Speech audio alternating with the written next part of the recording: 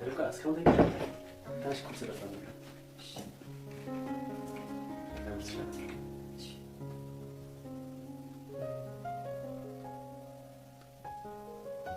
ግን ገና በጠዋት ነው መጨቃጨቅ የጀመረችው። ለምን? ምን አለች? አትንከባከባትም ምናምን እያለች እየጨቀጨቀች ነው። እናንተ ምን አልካት? ኧረ እባክሽ መልስ ለመመለስ ስሞክር ጭራሽ የባሰ ነገር አመጣችልኝ። እና እሷ ምን አለች? ከከተማ ውጭ አዝናናት እና ቆይ ምን አልካት አንተ? እሺ አልኳታ። እንዴ ቆይ ለምን? ምን ነው መሄድ አትፈልጊም? ማለት ቆይ ልንሄድ ነው እንዴ? አዎ ስራዬን ላመቻችና ሰሞኑን እንሄዳለን። እሷን ፈርታት ከሆነ እኔ መሄድ አልፈልግም እላታለሁ። አይ እንደዛ አይደለም። ሰሞኑን እኔም ትንሽ ካለሁበት ስሜት መውጣት ስለምፈልግ ነው። እና አቤል ከኔ ጋር መሄድ ትፈልጋለህ? ርብቃ ስንቴ ልንገርሽ? ጥያቄ አልወድም። እሺ አቤል።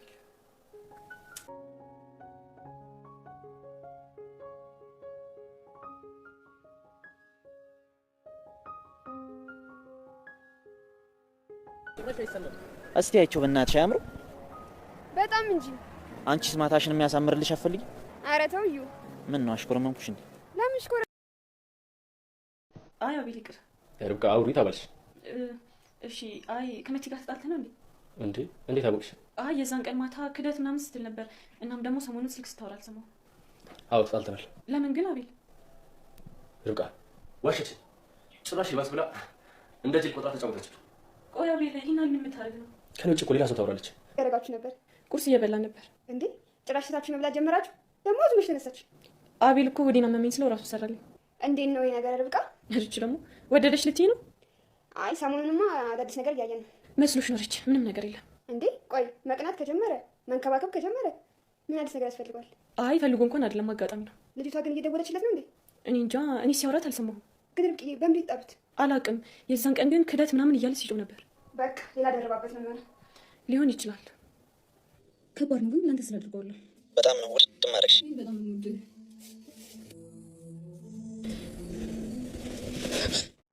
ርብቃ የት ሄድሽ? የትምህርት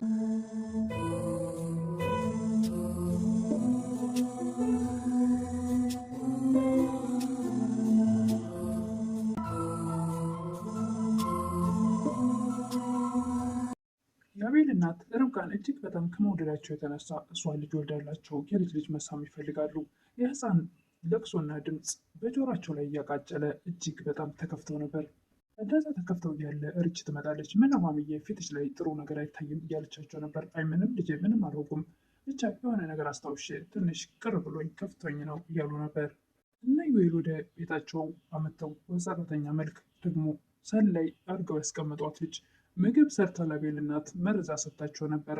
እንግዲህ የሚደርስላቸው ይኖር ይሆን ወይስ ምን ይፈጠር ይሆን? አብረን እናያለን። ሰላም ጤና ይስጥልኝ ውድና የተከበራችሁ በመላው ዓለም ያላችሁ ኢትዮጵያውያን ኤርትራውያን ናቸው። እግዚአብሔር ይመስገን ደህና ነኝ። ለቻናሉ አዲስ የሆናችሁ ሰብስክራይብ እያደረጋችሁ ቤተሰብ ይሁኑ በማለት አሳስባለሁ፣ ወይም ደግሞ በትህትና ገልጻለሁ። የርብቃ ክፍል 14ን አብረን እናያለን። የባለፈው ክፍል አቤል ርብቃን እጅግ በጣም ዝቅ ያለ አመለካከትና የማይገቡ ቃላቶች ካንደበቱ እያወጣ እያስቀየሟት ነበር። ዛሬ ላይ ግን የተለየ ነገር እያሳየ ነበር። ለርብቃ እየተንከባከባትና ፍቅር እየሰጣት ነበረ። ርብቃም እጅግ ተደስታለች። የአቤል እናት የቤቱን ካርታ ወደ ርብቃ ስም ካዞሩላት በኋላ ማታ ላይ ነበርና ልተኛ ስለፈለገች ይዘሽው ሂጂ ብለዋት ወደ ቤት ወደ ክላሳቸው ይዛው ገብታ ነበርና ርብቃም ፊት ለፊት ጠረጴዛ ላይ ያስቀምጠው እንቅልፍ ድብን ያለ ይዟት ነበር። አቤል ሲመጣ አይቶት ነበር ካርታውን። ጧት ከእንቅልፏ ስትነሳ ለመነሳት ስትፈልግ እጅግ በጣም አሟት ደካክማት ነበርና መነሳት አልቻለችም።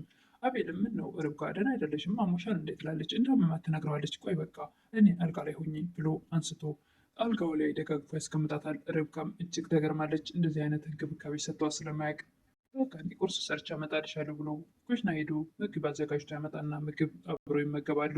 ርብቃም እጅግ በጣም ደስተኛ ነበረች። የአቤል እናትም ሳሎን ተቀምጠው የልጅ ጉጉትና ፍላጎት በጣም ስላለባቸው የህፃን ድምፅ በጆሯቸው ላይ እያቃጨለ እጅግ በጣም ከፍቷቸው እያለቀሱ ነበር።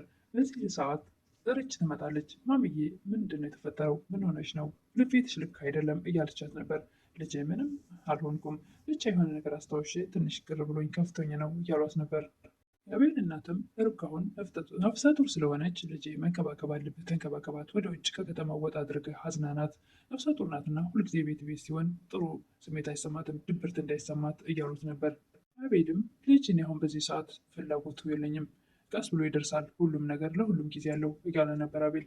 ለምንድን ነው ማሚዬ በዚህ ልክ እንደዚህ ጉጉት ያደረብሽ? እኔ አሁን ምንም አይነት እቅድ አላቀድኩም እያለ ነበር። የአቤል እናትም እባክህ ልጄ ተረዳኝ፣ እኔ አሁን ልጅ ተወልዶ እንድስም ጉጉት ላይ ነኝ እያሉ ነበር። በጣምም ተበሳጭተው ነበር። እንዲህ አይነት ቃላት መስማት አልፈለጉም። አቤልም ማሚዬ እየተንከባከብኳት እኮ ነው ከሌላ ጊዜው በተለየ፣ ጠዋትም እኮ ቁርስ ሰርችላት አብረን የተመገብነው እያለ ነበር። የአቤል እናትም እጅግ በጣም ተደሰቱ። በጣም ደስ ይላል። ብዙ የሚቀር ነገር ቢኖርም እጅግ በጣም ደግሞ ተስተካክላል፣ ብዙ ነገር እያስተካከልክ ነው እያሉት ነበር። አሁን ግን እሳቸው ወደ ውጭ አውጥተውንም ቢሆን እንዳዝናናት እየጠየቁት ነበር። ረጅም ርብቃን ከአቤል ጋር አሁን ላይ እንዴት ናችሁ እያለቻት ነበር። ምንም አዲስ ነገር የለም ያው ነው እባክሽ እያለች ነበር። አረ እባክሽ ለውጥም አለ እያለቻት ነበር። አይ ከበፊቱ ፍቅረኛው ጋር የተጣሉ ይመስለኛል። በስልክም እንደ በፊቱ አያወሩም። ደግሞ አንድ ቀን በስልክ የሆነ መጥፎ ቃላት ሲነጋገሩ ሰምቻለሁ። ያ ነገር ከተፈጠረ ነው እኔ ጋር የሚቀራርበው እያለች ነበር። ሬችም ከአቤል ጋር አብረው ባደሩበት ሰዓት መድኃኒቱን ወስደሽዋል ብላ ትጠይቃታለች። እሱ አዎ መድኃኒቱን እንድወስድ ገዝቶ አምጥቶልኝ ነበረ፣ እኔ ግን አልወሰድኩትም እና እንዴት እንደዚህ ይሆናል እያለች ነበር። ሬች የግድ ማወቅ አለበት እያለች ነበር። እሱ እኮ አይፈልግም፣ ይህን የኔ ፍላጎት ነው፣ የማሚ ፍላጎት አለበት። ማሚ እጅግ በጣም ጉጉት ላይ ናት፣ ልጅ ተወልዶ እንድትስም ትፈልጋለች እያለች ነበር ርብቃ ለሬች። ማሚም በጣም ደስተኛ ስለሆነች ልጅም በጣም እድለኛ ነው እያለች ነበር ርብቃ። ሬችን በቃ ይሆን ምንም አይደለም፣ ጥሩ ውሳኔ ነው፣ ምናልባት ነገ ልጅ ተወልዶ ሲስም ሀሳቡ ሊቀይር ይችላል እያለቻት ነበር። አቤልም የሚወዳት ፍቅረኛው ከሌላ ሰው ጋር ስትጻጻፍ ወይም ደግሞ ሜሴጅ ስትላላክ ስላየ ከዛም በኋላ ርብቃን እየወደዳትና እየቀረባት መጥቷል። ፍቅረኛ ልጅ ወይም እያለ እየጠየቃት ነበር። ርብቃም የለኝም እያለች ነበር። እንዴ አንቺ እኮ ሕፃን ልጅ አይደለሽም፣ እንዴት ፍቅረኛ አይኖረሽም በዚህ እድሜ እያላት ነበረ። አንቺን የመሰለሽ ቆንጆ ሴት እና ውብ መልካም ሴት እንዴት ነው ፍቅረኛ አይኖራትም ብሎ ማሰብ ይከብዳል እያለ ነበር አቤል። እሱማ አለኝ እኮ ግን ደግሞ ትላለች። ግን የምን ግን ነው ይላል። እና እንደምትወጂው አያውቅም ይላል። አዎ እንደምወደው አያውቅም ትላለች ርብቃ። አቤልም ንገሪዋ ይላል። አይ አቤል እንደሱ አይሆንም። አቤልም ርብቃ እዛ ቤት ሰራተኛ መስላ የገባችው እሱን በማፍቀሯ መሆኑን በፍጹም አልተረዳም። በጣም አንተስ ከፍቅረኛ ጋር እንዴት ናችሁ? ተጣላችሁ እንዴት ስታወሩ ሰምቼ አላውቅም እያለችው ነበር። ይልም አዎ ተጣልተናል፣ ከሌላ ሰው ጋር እንደምታወራ ደርሼበታለሁ እያላት ነበር። ከአንቺ ጋር ያን ያትወጣ ብለሽኝ ወጥቼ አጎቴ የምትለው ሰው ከኔ ጋር ስትሆን አጎቷ ከእሷ ጋር ሲሆን ደግሞ ባሏ እንደሆነ ነው የተረዳሁት እያለ ነበር። የአቤልም ፍቅረኛ ግን መልካም ወንድም ወይም ደግሞ ጓደኛ መስሎ የቀረበው ኢዩኤል እሱ ነበር ሚስቴ የሚላት። አቤል ግን አሁንም ኢዩኤል መልካም ጓደኛ ወይም ደግሞ ጥሩ ወንድም መስሎ ነው የሚታየው። የአቤል እናትም ብትሆን እንደ ልጇ ከልጇ ሊታታዩም እጅግ በጣም ይንከባከቡታል። አስመሳዩ ኢዩኤል ግን እዛ ጋር እነሱንም መልካም ቤተሰብ መስሎ የቀረባቸው የቤታቸውን ካርታ ቀስ ብሎ ለመውሰድ ነው ፍላጎቱ።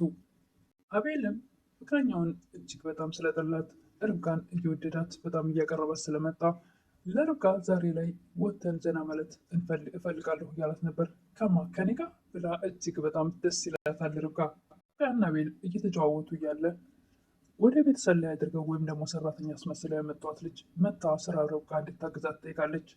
አቤልም ሁለተኛ ሚስቴ ናት፣ እሺ ማንም እንደዚህ እንድናገራት አልፈልግም፣ ሁለተኛ እንደዚህ እንዳታያት፣ ስትፈልጊ ስሪው ስትፈልጊ ታዩ እያላት ነበር።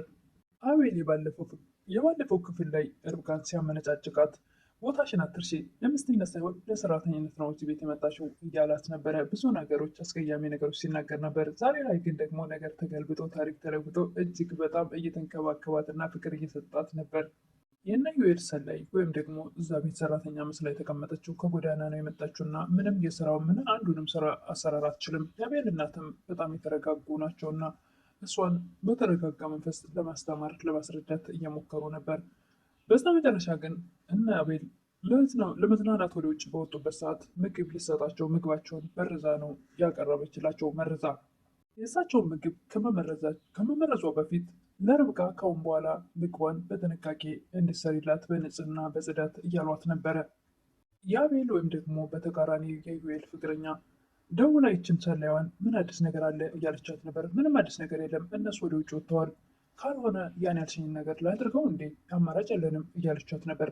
ወደ አሁኑ የአቤል እናት የሚመገቡት ምግብ ላይ መርዝ ተነስንስበታለች። መረዛ ታቀርብላቸዋለች። ካቀረበችላቸው በኋላም ከጠገባቸው ንቅንቅ አላለችም እስከሚቀምሱት ወይም ቀምሰውት እንዴት እንደሚሆኑ ወይም ደግሞ ለዛች ወሬውን ለማቀበል ይመስላል ተገትራ እያያቻቸው ነበር አይናቸውን። የአቤል እናትም ያን ምግብ ከተመገቡት በቤቱ ማንም ሰው የለም ከዚቹ መርዛ ከሰጠቻቸው ውጭ። እንግዲህ ሰው ይደርስላችሁን ወይስ በልተውት ምን ይፈጠር ይሆን? እሱን በቀጣይ የምናይ ይሆናል። ቪዲዮ ያለቀው እዚህ ላይ ነበር። ለዛሬ የቀረብኩት ርብቃ ክፍል 14 ይህን ይመስል ነበር። በቀጣይ እስክንገናኝ መልካም ቆይታ እያልኩኝ ለምታበረታቱኝ እህቶቼ ምስጋና ከልብ ነው። አዲስ የሆናችሁ ደግሞ ሰብስክራይብ እያደረጋችሁ ቤተሰብ ሆኖላለሁ። አመሰግናለሁ።